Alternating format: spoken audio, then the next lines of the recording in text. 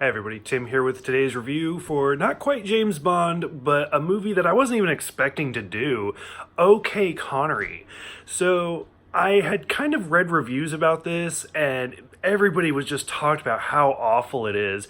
And to be honest with you, I hadn't even planned on really watching it. I had kind of just put it on Amazon Prime and was folding laundry and I was like, okay, just kind of background noise and just to kind of see what it was about. It actually sucked me into this movie. Like, this is actually kind of an enjoyable movie. I liked it. Maybe it's because I had such low expectations. Maybe it was because I was drinking while doing laundry. We'll never know. But I actually really enjoyed it. I thought it was pretty good. So to give a little bit of behind the scenes for this movie, in case nobody's heard of this movie, it has several titles. The one that popped up on my screen was OK Connery. Mostly I've heard it referred to as Operation Kid Brother. So the movie has Neil Connery, who is Sean Connery's younger brother. And this movie came out in 1967, which was a big year for James Bond because a week after this movie came out on April 20th. A week after this, the parody movie Casino Royale came out. And then later on in the year, Sean Connery's final James Bond movie, I say final because he did it two more times, but his final James Bond movie was You Only Live Twice, came out later. So these three movies all came out the same year. So that's kind of cool. So anyway, the movie is kind of a parody, but it's a really well done parody because you got to remember today in 2019, when we think of parodies, we think of like spoof movies, like Not Another Teen Movie or Scary Movie, stuff like that, or even Airplane to an extent. But this wasn't like a funny spoof movie, although it did have its moments, but it was really well done. And it has a ton of James Bond actors. Most notably, Bernard Lee, who plays M, was in this movie. He played Commander Cunningham. The reason I even heard about this movie was Lois Maxwell is in it, who plays Miss Moneypenny.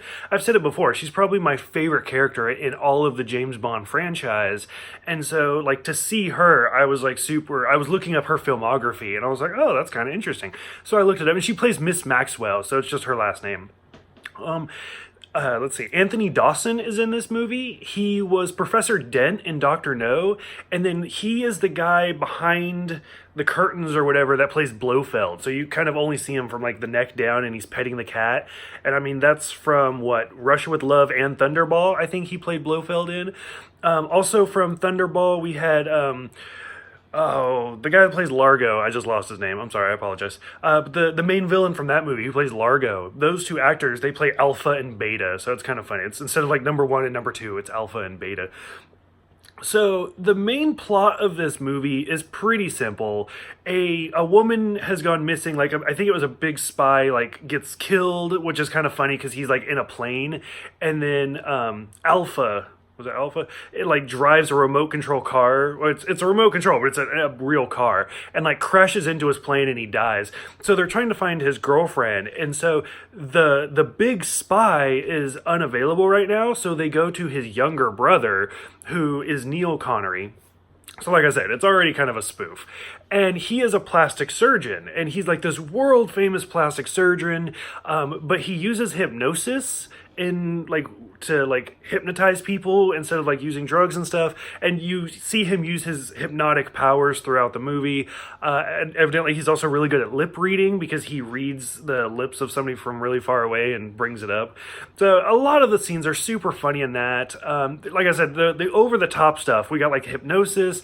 Alpha and Beta are running their big scheme in a rug factory that's full of blind employees, and they're blind. They hired blind people so that way they won't know what they're doing. To be honest with you, I got so like buried in the plot, I really don't 100% remember what it was. I think it had something to do with stopping technology, if I remember right. They make a lot of references to other stuff. Like at one point, Neil is dancing with a woman and she says something like, oh, you've read too many novels by Fleming, which Ian Fleming, so it's a James Bond reference.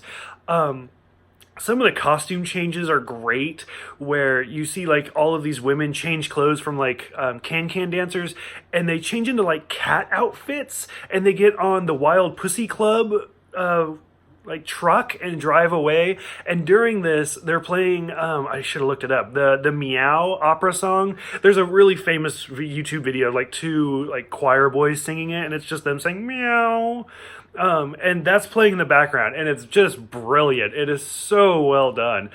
Speaking of music, like the whole like intro song, because James Bond is known for having those really outgoing psychedelic intros. For this one, it's just them saying "Okay, Connery" over and over and over again, and it was so good. It was really well done.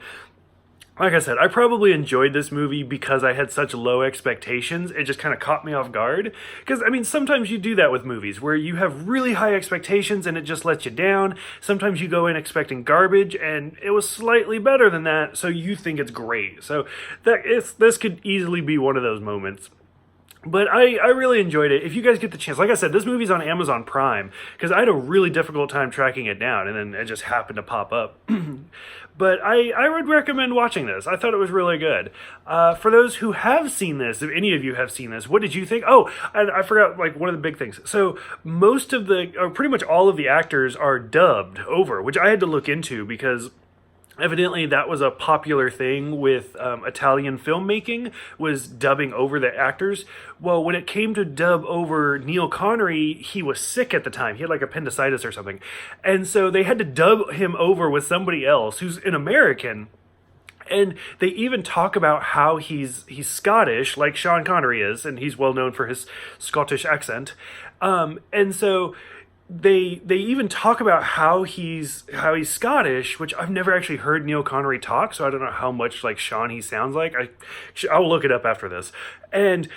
But even though they say that, he's dubbed over with clearly an American actor. So like I said, this whole movie is kind of a train wreck, but it's a great wreck to watch. So for those who have seen this one, what did you guys think? If this video inspires anybody to go out and track it down, let me know what you think, because I would love to discuss this movie with people. Thank you guys for everything, and I will see you guys next time for the next parody, Casino Royale.